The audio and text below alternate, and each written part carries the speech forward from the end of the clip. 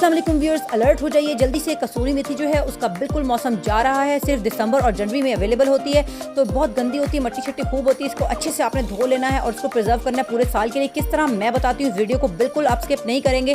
देखिए मैंने कितनी ज़बरदस्त सी मेथी तैयार करके रखी है, आपको बताती हूँ। आपने अच्छे से पत्ते तोड़ लेने और इसके बाद इसको अच्छी तरह धोकर एक चादर नीचे बिछानी, एक चादर ऊपर इसके ढकनी है और मेथी को आपने खुश्क करना है। ये घर के अंदर सर्दी में ही खुश्क हो जाती है, लेकिन अगर आपके पास इतना ज़्यादा टाइम नहीं है और आप अपनी वक्त की बचत करना चाहते हैं तो आप इस तरह से भी मेथी सुखा सकते हैं कि बस आपने पत्ते वत्ते कुछ नहीं तोड़ने, अच्छी तरह से धो लेना, मट्टी वट्टी सब गंदी इंप्योरिटीज़ निकाल देनी और उसके बाद आपने चादर पे फैला देना और ये भी आखिरकार सूख जाएगी।